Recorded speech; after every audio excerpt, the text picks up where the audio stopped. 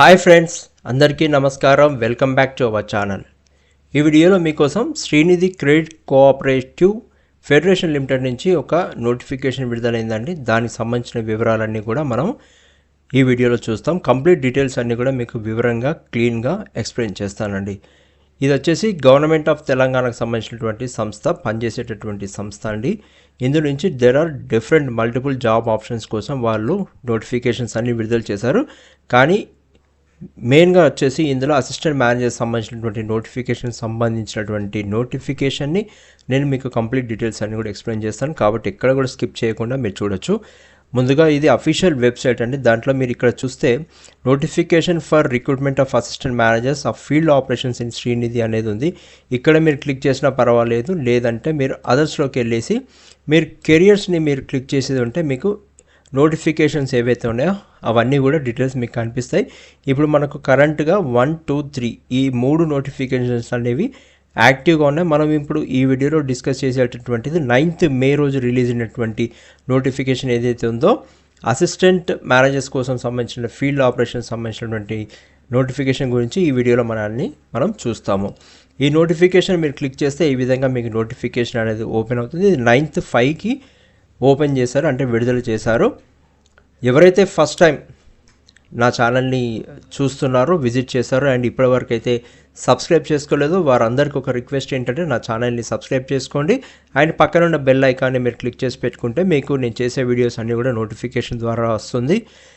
And ఈ వీడియోకి ఒక లైక్ ఇవ్వండి, సో దట్ నాకు అది ఎంకరేజింగ్గా ఉంటుంది. మరిన్ని జెన్యూన్ జాబ్ అప్డేట్స్ సంబంధించిన వీడియోస్ అన్నీ కూడా మీకోసం తీసుకొస్తాను.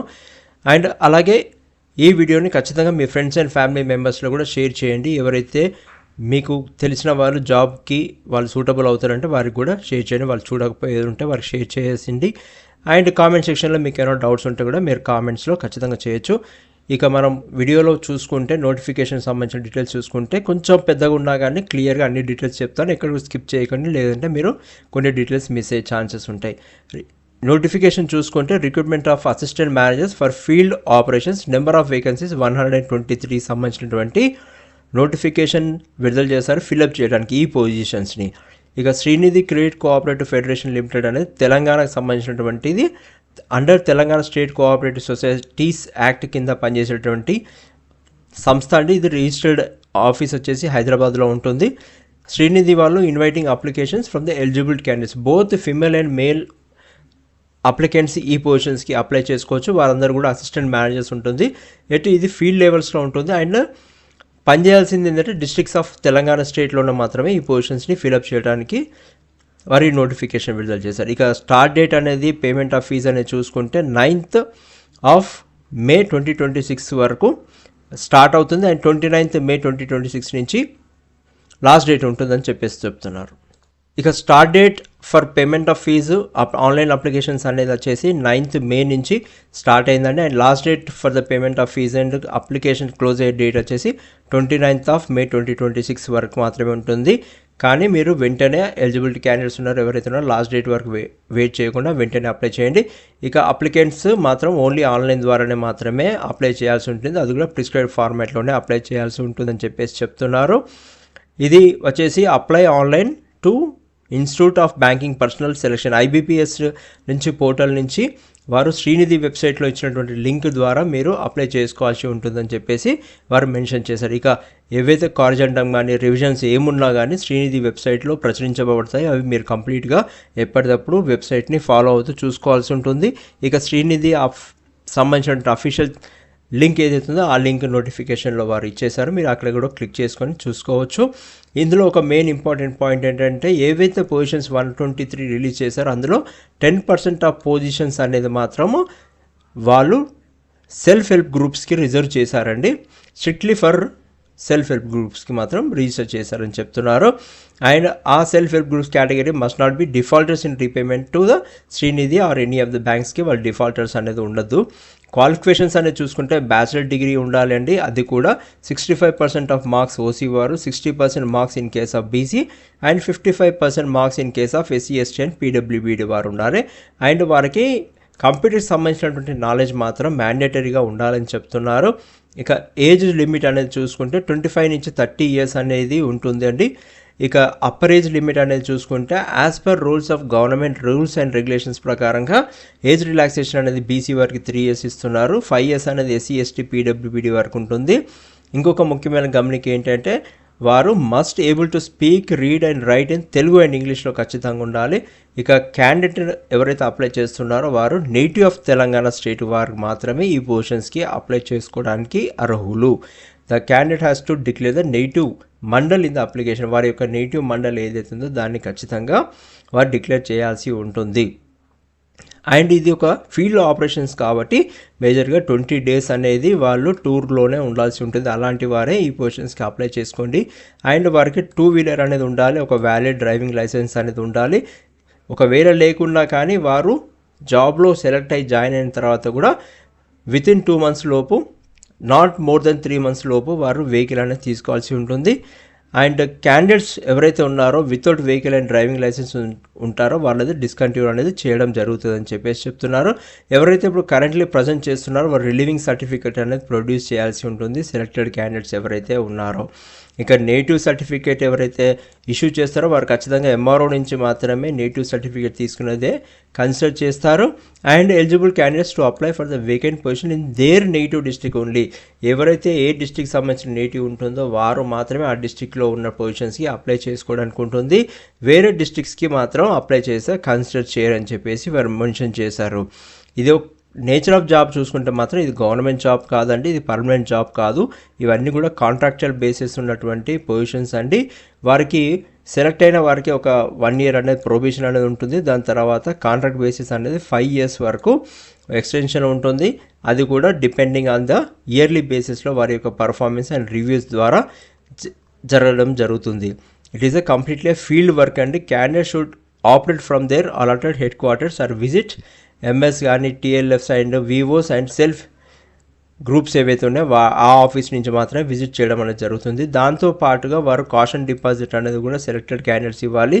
35,000 rupees అనేది 2 years వరకు కాషన్ డిపాజిట్గా ఇవ్వాలి ద టైమ్ ఆఫ్ జాయినింగ్ అండి.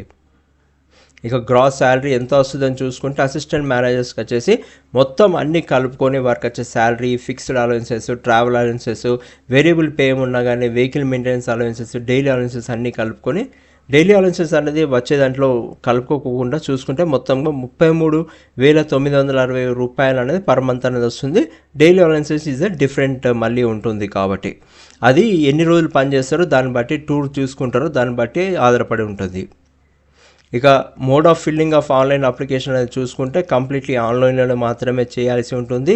అది కూడా వెబ్సైట్ ఆఫ్ IBPS నుంచి మాత్రమే, లింక్ నేను చూపిస్తానని అక్కడి నుంచి మాత్రమే వారు అప్లై చేయాల్సి ఉంటుంది. అప్లికేషన్ ఫీజు అనేది SC ST PWBD క్యాండిడేట్స్కి వచ్చేసి 770 అండి. మిగతా వారికి వచ్చేసి 885 రూపీస్ అనేది వారు కలెక్ట్ చేస్తున్నారు. ఆన్లైన్ అప్లికేషన్స్ వచ్చేసి 29th May 2025కి లాస్ట్ డేట్ అండి. అండ్ 5th నుంచి స్టార్ట్ అవ్వడం జరిగిందండి. ఇక సెలక్షన్ ప్రొసీజర్ అని చూసుకుంటే ఆన్లైన్ ఎగ్జామినేషన్ టెస్ట్ ఉంటుందండి.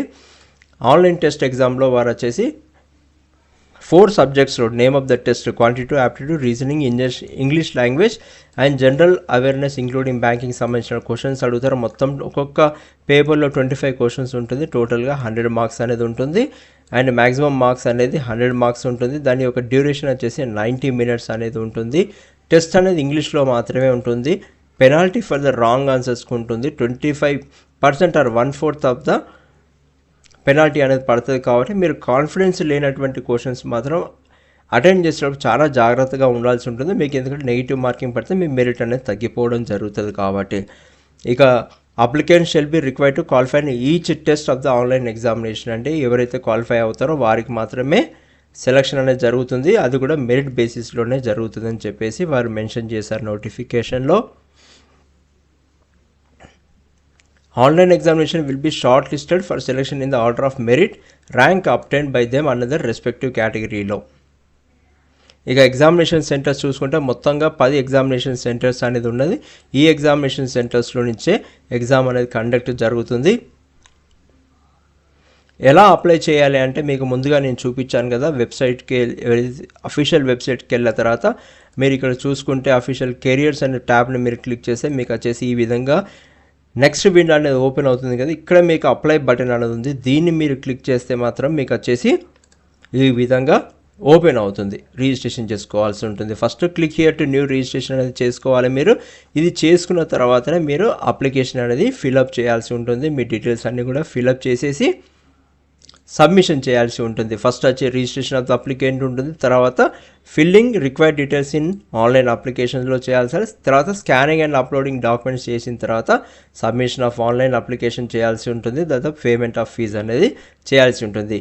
మీరు ఇంపార్టెంట్ పాయింట్స్ అనేది చాలా గుర్తుంచుకోండి. రిజిస్ట్రేషన్ టైంలో ముందుగానే మీరు ఈ నోటిఫికేషన్ ఒకవేళ మీరు క్లియర్గా చదువుకొని ఉంటే మాత్రము ఆ నోటిఫికేషన్లో మీకు క్లియర్గా డీటెయిల్స్ ఏమి ఇచ్చారంటే మనం ఒక ఫోటోని ఎలా పెట్టుకోవాలి, వాటితో సైజెస్ కానీ సిగ్నేచర్ అనేది ఎలా తీయాలి, తర్వాత థంబ్ ఇంప్రెషన్ సంబంధించిన అన్నీ కూడా డీటెయిల్స్ ఇచ్చారు. మీరు ఎవరైతే ఎలిజిబిలిటీ క్యాండిడేట్స్ ఉన్నారో నోటిఫికేషన్ని క్లియర్గా చదవండి, ఏ విధంగా ఫిలప్ చేయాలనేది కూడా ఉంటుంది.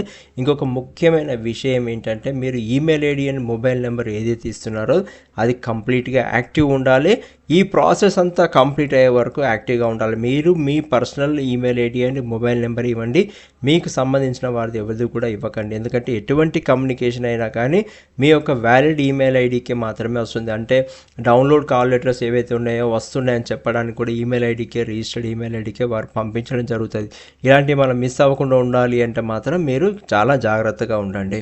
ఇక రిజిస్ట్రేషన్ ఆఫ్ అప్లికేషన్ అనేది ఎవరైతే చేయాలో అఫీషియల్ వెబ్సైట్కి నేను చూపించిన విధంగా అక్కడికి వెళ్ళేసి మీరు రిజిస్ట్రేషన్ అనేది చేసుకోవచ్చు. వారు కంప్లీట్గా మీకు ప్రతి ఒక్క ఏ విధంగా అప్లై చేయాలనేది నోటిఫికేషన్లో వాళ్ళు క్లియర్గా డీటెయిల్స్ అన్నీ ఇచ్చారు. మీరు దాన్ని ఫాలో అయ్యండి. మీకు ఏమైనా డౌట్స్ ఉండేది ఉంటే మాత్రం మీరు కామెంట్ సెక్షన్లో కామెంట్ చేయండి. నేను మీకు దానికి రివర్ట్ ఇవ్వడం అనేది జరుగుతుంది మీకు ఎక్కడైనా డౌట్స్ ఉంటే. ఇక అనెక్షర్ 1లో వాళ్ళు ఏ డిస్టిక్లో ఎన్ని ఖాళీలు అనేది ఉన్నాయి అనేది కూడా క్లియర్గా ఇచ్చారు. మొత్తంగా మనం చూసుకుంటే 27 డిస్టిక్లకు సంబంధించినటువంటి తెలంగాణలో ఉన్నటువంటి డిస్టిక్ సంబంధించిన పొజిషన్స్ అన్నీ కూడా డిస్టిక్ వైజ్గా వారు కేటగిరీ చేసి ఇచ్చేసారండి. 123 పొజిషన్స్ ఉన్నాయండి. ఇక ఫ్రెండ్స్ ఎవరైతే ఈ జాబ్ పొజిషన్స్కి అయితే అప్లై చేస్తున్నారో వారందరూ కూడా నా తరపున ఆల్ ద బెస్ట్ అండి. Thank you for watching my video.